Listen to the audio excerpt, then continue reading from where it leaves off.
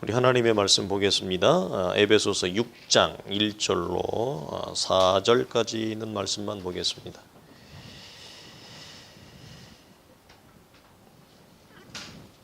에베소서 6장 1절로 4절까지 있는 말씀 같이 보겠습니다. 시작. 자녀들아 주 안에서 너희 부모에게 순종하라. 이것이 옳으니라. 내 아버지와 어머니를 공경하라. 이것은 약속이 있는 첫 계명이니 내가 잘되고 땅에서 장수하리라. 또 아비들아 너희 자녀를 노엽게 하지 말고 오직 주의 교훈과 훈계로 양육하라. 아멘. 우리 좌우성도 인사하겠습니다. 반갑습니다. 한 주간 평안하셨습니까? 날씨가 많이 무더워졌어요. 목사님 위에 상의를 양복을 벗었는데 여러분이 좀 이해해 주시고, 그래서 대구 밑에 교회는 뒤에가 알다시피 바로 창이 붙어 있어 가지고 비닐하우스 같은 보온 효과가 막 그대로 비춰져서 설교를 하고 나면 막 정말 땀이 잔뜩 젖어요. 에어컨 틀어도. 그래서 그러니까 저도 약간 이제 구세대가 되어졌죠. 이제는 늘 양복 상의 벗는 게 저는 불편해요. 왜냐하면 그렇게 저희 때만 해도 양복 상의를 벗는 게 허락이 되지 않았어요. 교회 안에서. 벗으면 굉장히 혼났고 벗을 수도 없었고, 그다음에 넥타이도 교회 올 때 교육자들이 매지 않으면 혼났습니다. 선배 교육자들한테 이게 한쪽으로 불려갔습니다.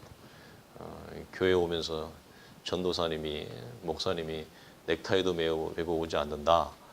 그런 것 때문에 저희 그렇게 교육을 받았기 때문에 지지난주 그 복음과 율법을 마지막으로 해가지고 첫 그 복음에 대해 강의를 했는데 밑에 있는 성도들이 저보고 그러더니 목사님 그렇게 더운데 벗으세요. 그러니까 나도 좀 보수적인가 봐. 그랬더니 아유 목사님 복음과 율법에서 자유하라 그랬는데 양복 상의 하나 벗는 거 가지고 뭐 그렇게 얽매이냐고, 자유하시라고 그래가지고 그래서 그냥 그런 노릇은 아니지만 어쨌든 자라온 배경이 그래서 쉽지 않았습니다만 날씨도 덥고 하니까 여러분이 좀 이해해 주시면 좋겠습니다. 오늘은 그 가정과 우리 가정주의를 맞이해 성령 충만에 대한 주제로 좀 나누게 있는데, 왜 오늘 본문을 말씀을 보면 워낙 그 부부의 관계, 부모와 자녀의 관계, 또 그다음에 종과 상전의 관계, 이 세 가지 관계성을 성경이 얘기하면서 성령 충만을 먼저 언급을 합니다. 왜 성경이 그 부분을 언급할까? 우리가 미루어 짐작할 수 있겠습니다만, 이 부모와 자녀의 관계성 이전에 우리에게 성경이 말하려고 하는 분명한 부분이 있어요. 오늘 본문은 자녀들이 주 안에서 부모에게 순종하고 부모의 말을 청종하는 거, 듣고 순종하는 거예요. 청종이라고 하는 것은 그러기를 성경은 우리에게 원합니다. 그리고 이것이 옳다라고 얘기하는 것은 뭐냐면 순리라는 거예요. 하나님이 창조하신 순리이고 이치라고 하는 거예요. 뭐가? 자녀들이 부모의 권위를 인정하고 그 권위 아래서 부모의 말을 듣는 것, 순종하는 것은 하나님이 창조하신 창조의 이치라고. 여기서 성경에서 옳으니라라고 하는 표현을 어떤 표현이라고 그랬어요? 해가 어디에서 뜬다고 그랬어요? 동쪽에서 서쪽으로 지어요. 지구가 어떻게 돌아가요? 지구가 어떻게 돌아가죠? 거꾸로 왼쪽으로 돌아가나요? 지구가 어떻게 돌아가요? 어떻게 돌아가는지 모르면 샤워할 때 아니면 집에 가가지고 화장실에서 이만큼 물을 받아봐. 많이 받아봐. 바닥에다 들어 부어.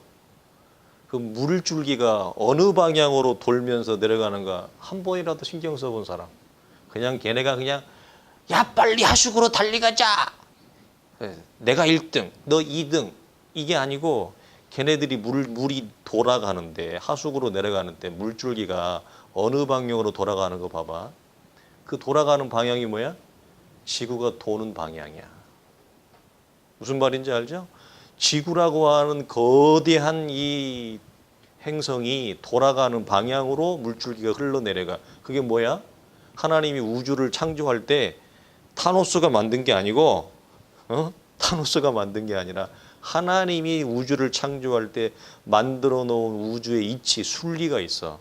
그게 뭐라고? 옳으니라 이 말이야. 물이 돌아가는, 지구가 돌아가는, 물이 높은 데서 아래로 내려오는, 새가 하늘을 나르고 물고기는 어디에 있어?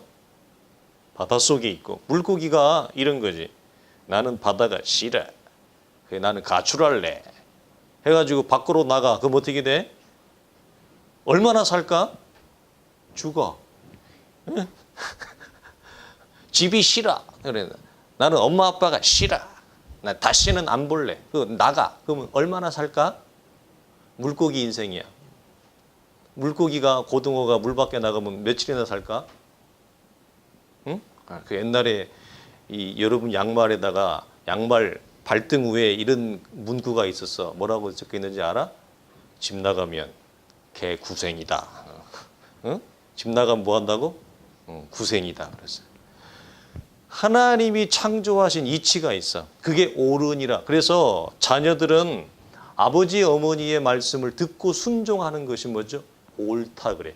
그래서 창조의 이치와 순리를 따라가면 그 뒤에 나오는 약속이 뭐라고 해? 그래서 네가 땅에서 잘되고 장수하리라 그래서 여기서는 장수라고 하는 것은 단순히 오래 산다고 하는 것을 의미하는 게 아니라 사람이 여러분 오래 살려면 여기 보세요.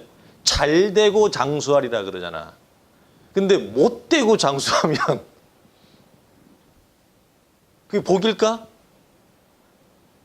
맨날 먹을 게 없어. 막 힘들어. 옷도 하나 못 사. 에? 버스도 못 타고 막 걸어 다녀. 아픈데 병원도 못 가. 라면 사 먹고 싶은데 라면 사 먹을 돈도 없어. 잘 되고 해야 되는데 가난하고 힘들고 고생하고 못 살아. 너무너무 힘들어. 몸도 아픈데 병원도 못 가고 여행 친구들 가는데 여행도 못 가고 그렇게 어렵게 살면서 오래 살면 그게 여러분 축복일까요? 아니요. 굉장히 고통스러워요. 그러면 얼마나 고통스러울까요? 그래서 잘 되고 사람이 하나님의 무엇을 따라 창조의 이치, 순리를 따라 살면 순종하면 뭐 한다? 잘 되고 오래 사는 것이 성경에 약속이 되어져 있는데 단순히 오래 산다는 얘기가 아니라 그 인생이 가지는 복을 주 안에서 누릴 수 있다는 걸 얘기해요. 그런데 그 먼저 선 조건을 뭐라고 얘기해요? 자녀된 자의 이치에 있는 사람들은 부모의 말씀에 순종하고 경종하기를 성경이 우리에게 원하고 있습니다. 자, 그런데 우리가 이 부분은 뒷부분에 좀 더 나누고요. 우리가 좀 더 이 앞부분에 나누고 싶은 것은 이 세 가지 관계성의 뿌리가 이 앞에 5장 18절 한번 보세요. 뭐라고 나와 있는가? 에베소서 5장 18절 같이 봅니다. 시작. 술 취하지 말라. 이는 방탕한 것이니 오직 성령의 충만함을 받으라. 아멘. 이렇게 돼 있어요. 어떤 관계성? 부부의 관계성, 그 다음에 부모와 자녀의 관계성, 그 다음에 나아가 사회 연장선상에서 우리 직장 생활에서의 직장의 관계성, 이 세 가지의 관계성이 어떤 한 가지의 뿌리를 두고 있다고 성경은 얘기해. 그 한 가지의 뿌리가 뭐냐면 성령의 충만함을 받는 것. 즉 성령 충만의 상태를 한 가지의 뿌리로 원천으로 근거로 두고 이 뿌리에서 어떤 관계성이 나타나냐면 부부의 관계성, 부모와 자녀의 관계성, 그 다음에 나아가서 직장에서의 관계성 이 세 가지를 성경이 연결한다고 하는 거예요. 자, 여러분 여기 나와 있는 각각의 관계성들은 어떤 원리를 가지고 지탱을 하고 유지해 나가냐면 사랑과 순종 혹은 사랑과 복종의 관계성으로 각각의 관계성들이 유지가 되어져. 여러분 부부의 엄마 아빠의 관계, 부부 관계에서 가장 핵심적인 힘은 뭐냐면 사랑과 순종이야. 부모와 자녀의 관계성에서도 여러분 가장 핵심적인 게 뭐야? 에? 유은이 어디 갔어? 혈이 어디 갔어? 물어볼게. 대답할 수 있겠어? 엄마하고 나와의 관계성에서 제일 중요한 게 뭐야? 1번 용돈을 올려달라. 2번 옷을 사주라. 3번 짜장면을 사주세요. 이거예요? 4번이 뭐야? 항상 해답은 4번에 있지. 사랑이야, 사랑. 아빠, 엄마의 사랑을 받고 사랑을 받는 나는 뭐예요? 아빠, 엄마의 말씀에 순종하는 거예요. 사랑과 순종이 있지 않으면 부모와 자녀의 관계성은 뭐죠? 용돈을 많이 줘. 엄마가 한 주에 얼마 주는 줄 알아? 10만 원 준대. 놀랬지? 그런다고 나가면 안 돼. 한 주에 10만 원을 줘. 그런데 집에 들어오면 맨날 때려. 전혀 나를 사랑하지 않아. 나를 신세계백화점 데려가가지고 50만 원, 60만 원짜리, 120만 원짜리 옷을 사줘. 신발 하나 20만 원짜리를 사줘. 근데 집에 들어오면 맨날 때려. 행복하겠죠? 행복해? 응? 김밥이 아니라 랍스타를 사줘. 아마 무일이가 막 입이 찢어지네. 막 랍스타 사준다니까. 그런데 랍스타 먹이고 집에 와가지고 두드러 패. 그럼 행복해? 행복해 안 행복해? 용돈을 많이 받고 좋은 옷을 아무리 많이 사주고, 그죠? 맛있는 거 내가 원하는 거 다 해줘도 집에 들어오면 아빠 엄마가 나를 핍박해. 무엇으로? 그 고통으로. 그러면 행복하겠어요? 행복하지 않겠어요? 불행한 거예요. 가정을 유지하는 아빠와 나와의 관계에서 제일 중요한 건 뭐예요? 아빠 엄마가 나를 사랑하는 거예요. 그리고 그 사랑에 대한 반응으로 나는 뭐예요? 순종하는 것. 이거 성경이 무엇이다? 옳다 이렇게 얘기를 합니다. 그래서 이 각각의 관계성들을 지탱하는 원리는 뭐냐? 사랑과 순종이라고 하는 거예요. 여러분, 이런 특징을 통해 성경이 우리에게 분명하게 말하려고 하는 의도가 있어요. 우리가 가지는, 성도가 가지는 모든 관계성, 그것이 부부의 관계든지 부모와 자녀의 관계든지 사람 간의 대인의 관계든지 모든 관계성들은 어떤 원리 아래 있어야 된다는 거예요? 주 안에서 성령의 통제와 지배 아래 있어야 된다는 것을 얘기해요. 그래서 각각의 관계성들이 항상 얘기할 때 붙는 단서가 있어요. 주 안에서, 주 안에서, 주 안에서. 즉 우리는 주 안에서 거룩한 하나님의 영의 컨트롤, 통제와 지배 아래 있지 아니하면 부부의 관계성과 부모의 자녀의 관계성, 나아가 직장의 관계성이 무엇한다? 손상을 받는다. 하나님이 원하시는 부부관계의 창조의 원리와 목적에서 뭐한다? 멀어질 수밖에 없다. 부모와 자녀의 관계성에서 하나님이 의도했던, 자녀를 통해서 하나님이 의도했던 삶의 행복이 있어요. 근데 그 삶의 행복이 무엇한다? 깨어지더라. 하나님이 노동, 일을 통해서 우리에게 주시려고 하는 삶에 무엇이 있어요? 행복과 기쁨이 있어요. 그 직장 관계예요. 그런데 그 직장의 일이 누구의 통제 아래 있지 아니하면 주 안에서 거룩한 하나님의 영의 통치 아래에 있지 아니하면 노동은 뭐죠? 지옥이 되는 거예요. 지옥이 되는 거예요. 일 자체가 지옥이 돼요. 이렇게 성경이 손상된 관계성을 우리에게 소개하는 것입니다.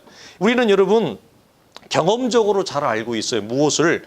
우리가 주 안에서 성령의 충만한 상태에 있을 때와 그렇지 않을 때에 하나님과의 우리의 개인적인 관계성이 부부에 나타나는 그 영향, 우리는 경험적으로 잘 알아요. 우리가 주님과의 깊은 교제와 관계 속에서 성령 충만할 때 부부의 관계가 여러분 어때요? 굉장히 영적으로 여러분 돈독하죠. 그리고 분명히 그 안에 우리가 연약하지만 무엇이 있어요? 네, 사랑이 있어요. 아내를 사랑하고, 아내 된 자는 남편이 연약하고 부족하지만 남편을 뭐하고? 순종하고 남편의 권위를 인정하려고 하는 영적인 풍성함과 영적인 따뜻함과 아름다움이 분명히 그 안에 공존합니다. 우리가 연약하지만 이게 우리가 성령 충만할 때 우리의 관계성을 통해 비추어지고 나타나는 거예요. 그러나 우리가 성령 충만하지 않고 주 안에 거하지 아니할 때 부부의 관계는 뭐죠? 우리가 뭘 경험했어요? 그것이 무너지는 거. 사랑과 순종으로 대표되어지는, 사랑과 복종으로 존경되어지는 이 부부의 관계성이 무엇이에요? 무너져 버리는 것을 우리는 뭐죠? 여실히 경험적으로 우리는 잘 알고 있어요.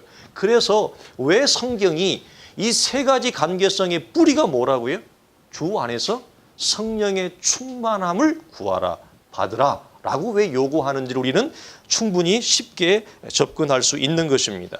여러분, 우리가 또 하나 나누고 싶은 것은 뭐냐면, 왜 이 성령 충만을 우리에게 사도가 요구하면서 제일 먼저 부부의 관계성을 첫 자리에 놓을까라고 하는 거예요. 그 다음에 부모와 자녀의 관계성, 그다음에 사회적 관계성을 놓을까? 왜 이것이 순차적으로 우리에게 소개가 되어질까라고 하는 거예요. 우리가 먼저 나눈 것은 이 세 가지 관계성의 뿌리가 성령 충만에 뿌리를 두고 있다. 그래서 우리가 성령 충만하지 않을 때 이 관계성들은 여실히 무엇하죠? 훼손과 손상을 우리가 경험합니다. 그러나 우리가 성령 충만할 때는 뭐죠? 부족하고 연약하지만 뭐죠? 그래도 무엇이 일어나요? 우리 안에 회복의 기운이 일어나요. 회복의 조짐이 일어나요. 그리고 그 회복이 뭐죠? 우리 안에 나타나는 걸 우리가 경험적으로 알아요. 그러면 왜 성경이 이 관계성을 얘기할 때 제일 먼저 부부의 관계성을 여러분 앞에다 놓을까요? 우리가 오늘 어린이 주일인데 부모와 자녀의 가르침, 자녀 교육만 성경이 얘기하지 왜 자녀 교육을 얘기하기 전에 부부의 관계성을 먼저 얘기할까? 뭐 어렵지 않죠. 우리가 자녀를 키우는 입장에서 우리가 충분히 쉽게 이해할 수 있습니다. 여러분, 이 말씀의 요지는 이거죠. 부부의 관계에 대한 하나님의 말씀을 제대로 받는 가정만이 부모와 자녀들 사이의 가르침을 무엇한다? 제대로 받을 수 있다라고 하는 것입니다. 우리가 어렵지 않습니다. 다시 말하면 부부관계의 뿌리가 무엇으로 나타나요? 부모와 자녀의 교육의 열매로 나타나요. 부부관계가 돈독하지 아니하면 어떤 돈독함? 사랑과 순종. 그래서 남편의 머리됨에 대한 아내가 그 남편의 권위를 뭐하는 거? 인정하고 순복하고 남편은 아내를 사랑하기를 주께서 교회를 사랑하는 것처럼 사랑하는 그래서 이 사랑의 관점이 무엇이냐면 참 어려워요. 지난주에 밑에 대국에서 그런 거 나누었는데 내 입장에서 사랑하는 게 아니에요. 이게 참 어려워요. 그러니까 내 입장에서 사랑하라고 그러면 우리는 사랑을 충분히 할 수 있어요. 왜? 내 입장은 어떤 것이니까. 내 조건 따라서, 내 컨디션 따라서, 내 기분 따라서, 내 감정 따라서, 내 상황 따라 사랑하는 거예요. 우리 얼마든지 가능하잖아요. 무슨 말이에요? 사랑할 조건이 돼줘요. 사랑할 감정이 되어지는 거예요. 사랑할 상태가 되어져요. 그러면 사랑하는 거 쉽죠. 그러나 내 입장에서의 사랑이 아니라 주님께서 당신의 교회를 사랑하신 그 방식을 따라 사랑하는 건 뭐죠? 내가 사랑할 지금 입장이 아니에요. 내가 순종할 입장이 아니에요. 양자를 얘기하면 내가 지금 순종을 하거나 사랑을 한 조건과 상태나 상황이 전혀 아니에요.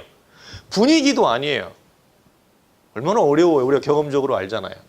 그럼에도 불구하고 뭐 하라는 거예요? 남편은 그리스도께서 교회를 사랑하셨던 전적인 희생과 헌신의 사랑과 또 아내는 뭐죠? 그 남편의 머리띠에 대한 권위를 순복하는 것. 그래서 내 입장에서의 사랑과 순종은 쉽지만 왜? 순종하고 싶을 때는 순종하면 되고 내 기분 안 좋으면 순종 안 해도 되니까. 그런데 주께서 사랑하신 방식으로 사랑하라고 하는 것은 우리의 조건과 상황을 다 내려놓고 그렇지 않을지라도 사랑하는. 그래서 우리가 항상 이 부부관계를 얘기할 때 우리가 일반적으로 아내들이 제일 많이 하는 말이 뭐냐면 이런 거예요. 남편들도 할 말이 많겠지만 목사님 우리 남편하고 살아보십시오. 내가 남자인데 남편이랑 어떻게 살아? 살아볼 수가 없지. 처음부터 불가능한 얘기를 하는 거지. 살아보십시오. 그 다음은 3일만 아니 일주일만 살아보십시오. 순종할 마음이 생기나. 더 나아가서 뭐라고 존경할 마음이 생기나. 이 항변을 많이 해요. 순종할 만한 대상이 못 됩니다.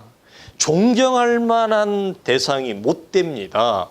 그러니 어떻게 내가 순종과 존경을 할 수 있습니까? 이게 여러분 먼저 이게 뭘까요? 금방 얘기했던 내 입장에서의 순종과 내 입장에서의 사랑이에요. 근데 성경은 여러분 중요한 게 있어요. 오늘 본문을 잘 보면 부부관계에서의 사랑과 순종을 말씀을 잘 보면 좀 마음에 좀 서운한 게 나타날 수 있어요. 그게 뭐예요? 사랑할 만해서 사랑하라는 내용은 한 군데도 없어요. 순종할 만해서 순종하라. 존경할 만한 대상이고 존경할 만한 내용이고 수준이니 존경하라. 있어요, 없어요? 우리가 아는 성경적 상식은 없습니다. 없습니다. 복음서를 가면 또 하나가 나와요. 이와는 좀 그림이 다르지만 다른 어떤 원리가 나와요. 그게 뭘까요? 너희가 너희를 선대하고 너희를 사랑하고 너희를 베푸는 자를 뭐 하는 것? 공개하고 사랑하는 건 이방인도 한다 그랬어요. 기억나세요? 나에게 잘 해주는 자를 내가 좋은 마음의 반응으로 그에게 동일하게 하는 것은 하나님을 알지 못하는 자도 한다. 그런 선대는 이방인도 한다. 그러나 우리는 뭐라는? 하나님의 자녀들은 뭐죠? 내가 선대할 만한 대상이 못 되는데 선대하는 것. 이게 하나님의 자녀된 자들의 힘이에요. 그래서 부부관계에서도 사랑할 만해서 사랑했으니까 결혼했겠죠. 근데 대부분 다 후회하더라고. 대부분 다 후회해. 그래서 내가 왜 그때 내가 눈에 뭐가 쓰여가지고 이런 인생인지 모르고 내가 해가지고 이거 생을 내가 하고 있다. 그래가지고 대부분 다 막 그때 내가 이 죄를 잡았어야 되는데 뭐 이런 거죠. 그래서 사랑할 만하고 순종할 만하고 존경할 만하니 사랑과 순종과 존경을 보이라. 성경은 없습니다. 이 부분을 놓치지 말아야 돼요. 그래서 성도들의 가정은 하나님을 알지 못하는 가정과 분명히 다른 원리와 내용을 가지고 있어야 됩니다. 부모와 자녀의 관계의 뿌리가 부부의 관계의 돈독함에 있다고 하는 것은 그건 누구나 다 아는 상식이에요. 그리고 그것은 믿는 가정이나 믿지 않는 가정이나 여러분 다 동의를 합니다. 그러나 분명히 다른 점이 있어요. 어떤 점이 달라요?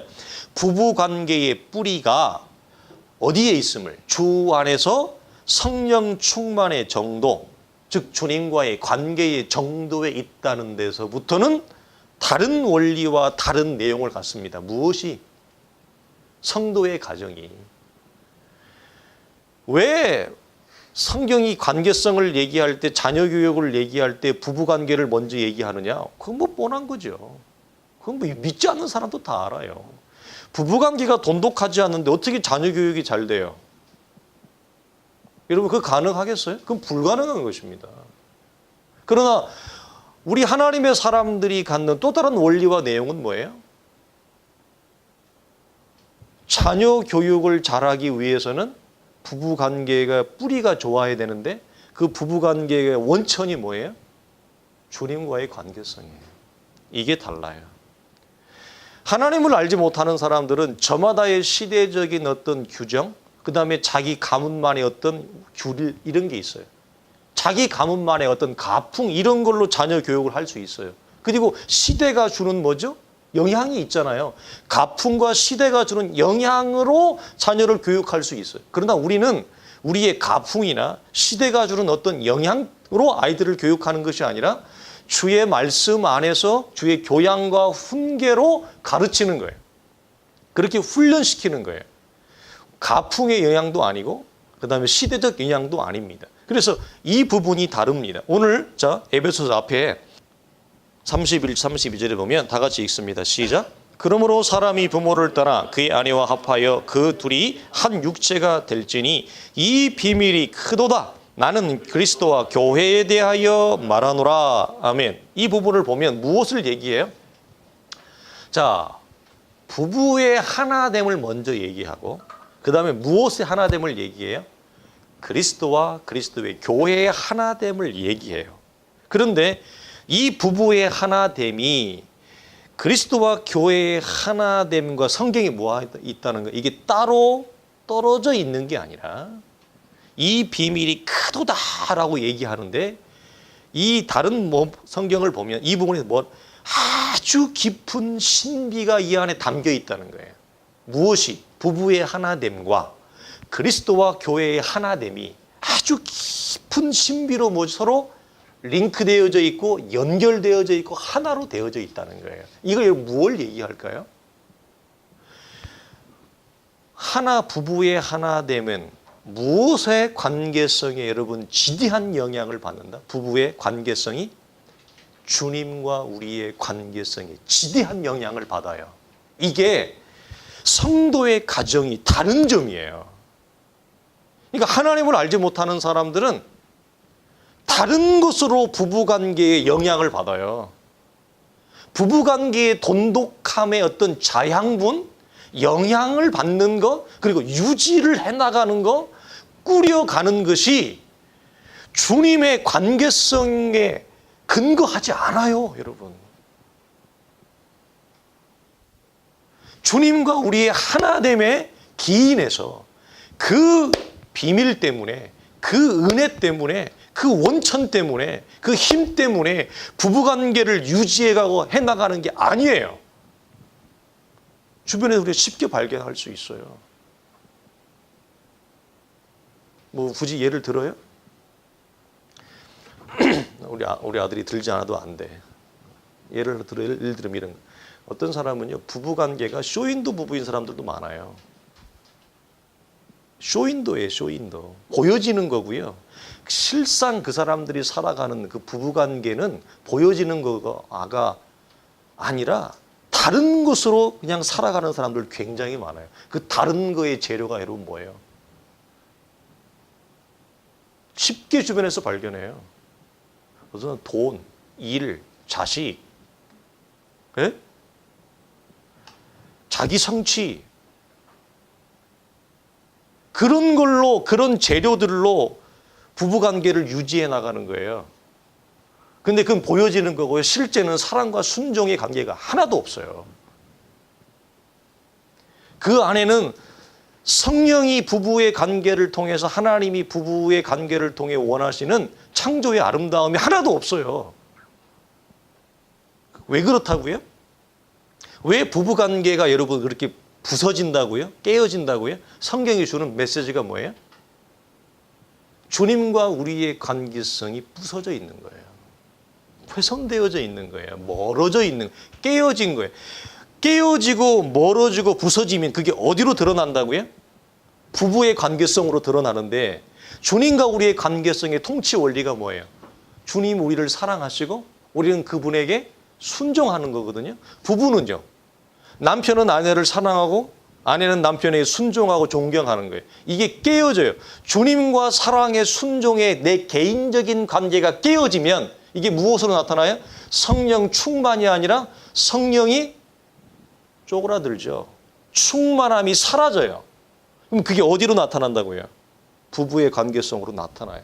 그래서 주님과 나와의 사랑의 순종이 훼손되면 부부의 사랑의 순종이 잘 되더라?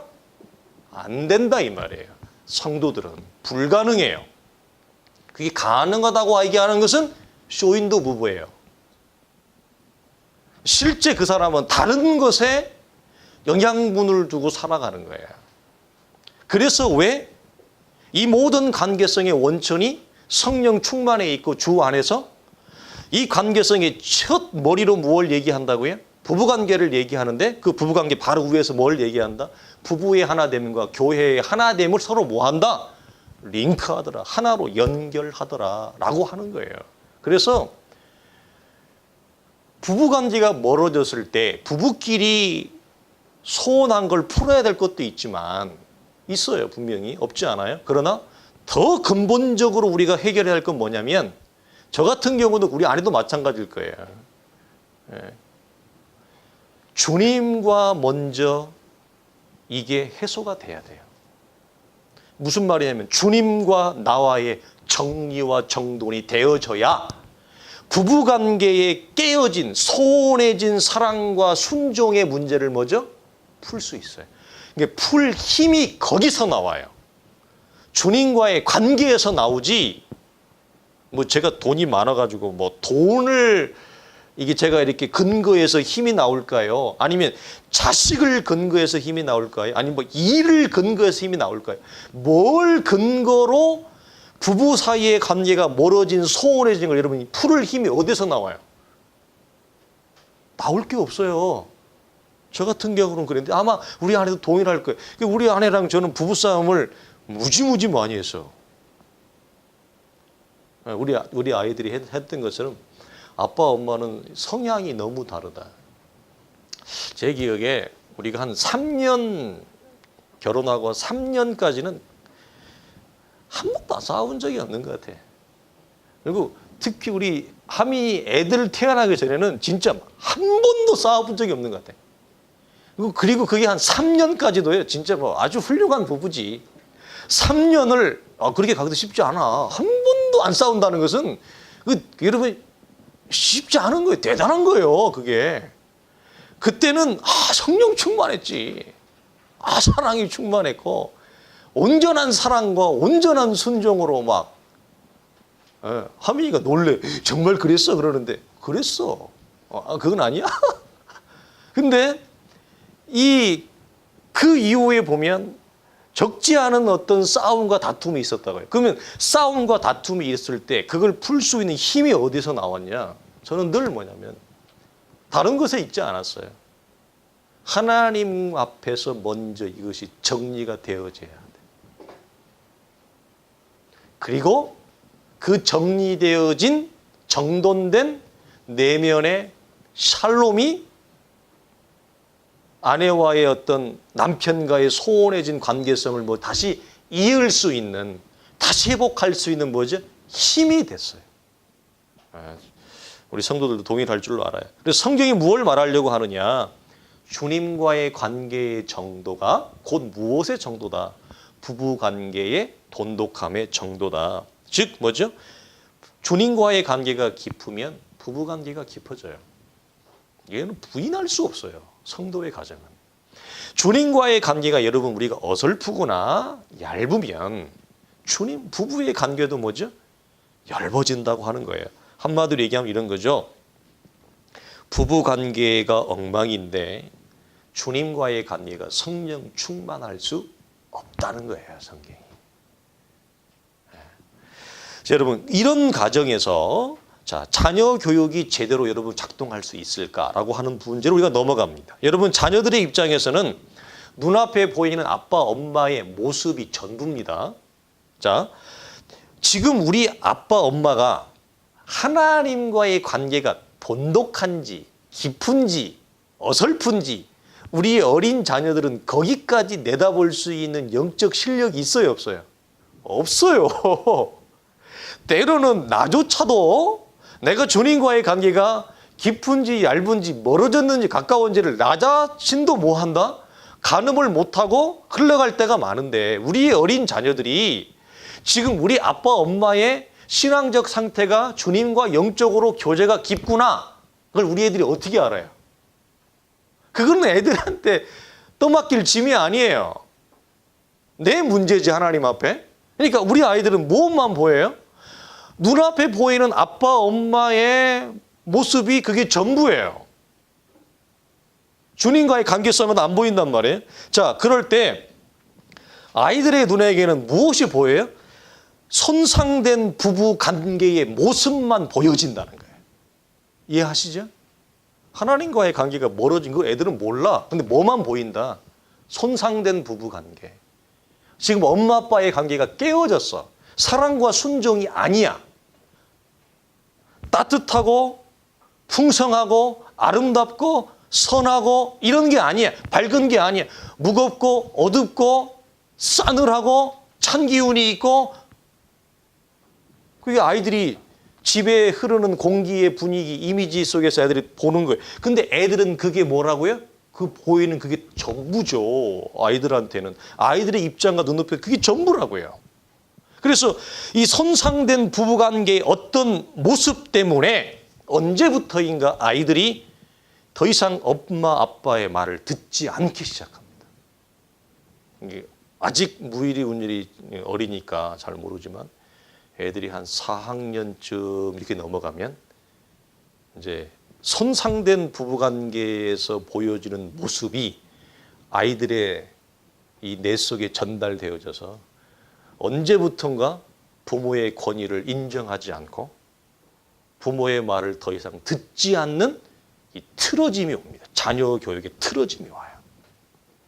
근데 그때 애가 이걸 우리 아빠가, 우리 엄마가 지금 주님과의 관계가 지금 소원해서 이렇게 부부관계 깨어져 가지고 인생이 연약해 가지고 힘들어 가지고 이렇게 힘든 모습이 보이는구나. 그러니 내가 이해해야 되겠다. 이런 애가 어딨냐고. 그런 애가 어딨어? 그런 애는 없어요. 애는 자기 앞에 보이는 엄마 아빠의 일그러진 모습이 전부예요. 그냥. 그걸 액면가 그대로 받아요. 그러면 언제부턴가 이 아이가 엄마 아빠의 말을 청종하지 않습니다. 잘 들어왔던 애들이 그런 가정이 여러분 많습니다. 성경이 이걸 우리에게 말합니다. 부모의 말을 들을 수 있는 권위가 사라지게 되어집니다. 그래서 부모의 입장에서는 아이를 컨트롤하고 부모의 권위 아래서 아이가 장성하고 독립할 때까지 잘 양육하고 키워야 되는데 이 뒤틀림 현상이 우리 아이들 속에 찾아오는 겁니다. 그래서 성경이 오늘 본문에서 가르치는 중요한 것은 아이 교육의 문제가 아이 교육만으로 따로 떨어져 있지 않고 부부의 관계성이 무엇을 하고 있다? 뿌리를 두고 있다라고 하는 거예요. 그래서 아이 교육이 지금 힘들다. 아이 교육에 뒤틀림이 일어난다. 아이 교육에 지금 어려움이 일어난다. 그럼 우리가 무엇을 우리가 돌아봐야 돼요? 부부 관계를 돌아보는 거예요. 부부 관계. 성경이 주는 메시지가. 부부 관계가 안 좋으면 성경이 무엇을 돌아보라는 거예요? 내가 이런 왼수를 만나가 이러지 말고 하나님과 우리의 관계를 뭐라? 돌이켜라. 성경의 메시지가 이거예요. 에? 그래서 우리가 이 부분을 잘 영적으로 기초하고 있어야 된다.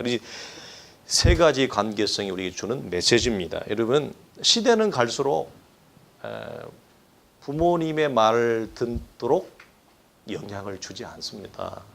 그리고 이 세대에 여러분 권세를 잡은 사단도 우리의 신앙의 자녀들이 개성되지 못하게 합니다. 오늘 오다가도 그런 얘기 했습니다. 제가 정확하게 20 몇 년 전, 20한 2년 전에 우리 그 한국의 가정 를 연구하는 사람들이 제가 강의를 들은 적이 있어요. 그게 제가 27살 때예요.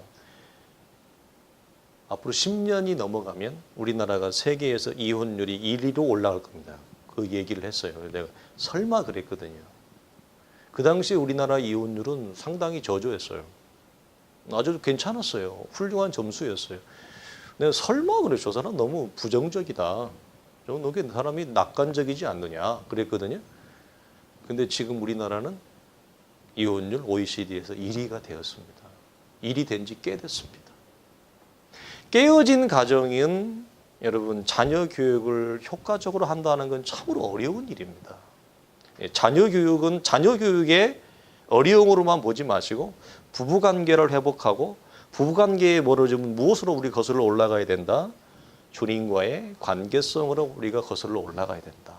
그래서 우리가 이런 시대일수록 우리가 하나님과의 관계를 더욱 돈독하게 하고 우리의 자녀들을 신앙적으로 잘 개성하고 키우기 위해서 말씀 앞에 엎드리고 주님 앞에 엎드리고 기도해야 됩니다. 여러분 자녀들을 위해서 기도 많이 하십시오. 주님이 우리가 예루살렘에 올라갈 때 했던 말씀 기억하죠? 우니까 뭐라고 그랬어요? 주님이 나를 위해 울지 말고 너희와 너희 자녀들을 위해 울라 그랬어요. 우리의 자녀들을 위해 울어야 돼요. 무슨 말이에요? 하나님 앞에 기도해야 돼요. 내 맘대로 내 생각대로 애들 안 키워요. 절대 내가 원했던 모습대로 아이들 크지 않습니다. 하나님 앞에 맡기고 하나님 앞에 울면서 기도하면서 키워야 돼요. 내 맘대로 아이 절대 되지 않습니다. 왜 그렇다고요? 나도 죄인이지만 우리 아이도 죄인이기 때문에 그 죄의 성향과 기질이 내가 원하는 방향대로 절대 자라지 않습니다. 그래서 그 부분 놓고 우리가 주님 앞에 기도할 수 있기를 주님의 이름으로 축원합니다. 기도하겠습니다. 하나님 아버지 감사합니다. 하나님이 우리를 사랑하셔서 부부를 만들어 주시고 사랑하는 아내와 남편을 만나게 하시고 귀한 우리의 자녀들, 생명 같은 자녀들 우리에게 허락하셨습니다. 주님 이 관계, 이 하나님 은혜 잊지 않고 하나님의 말씀에 귀 기울이며 부부의 관계와 자녀의 관계의 원초가 주 앞에 있음을 늘 확인하며 사랑하는 우리의 자녀들 주 앞에 맡기며 눈물로 기도하고 말씀으로 훈계하고 양육하여 키울 수 있는 복된 사랑하는 성도들 되게 하여 주옵소서. 우리 주 예수님의 이름으로 간절히 기도하옵나이다. 아멘. 이제는 우리 주 예수 그리스도의 은혜와 우리 하나님의 크신 사랑과 성령의 감화감동 역사하심이 하나님 앞에 내어 맡기며 믿음으로 양육하며 주의 말씀과 교양으로 훈계하며 키워서 하나님의 나라를 위하여 아름답게 드려지는 인생이 되어지기를 원하는 사랑하는 온 성도들의 복된 가르침과 양육과 부부와 사랑하는 자녀들의 관계 위에 이제로부터 영원토록 항상 함께 있을지어다. 아멘.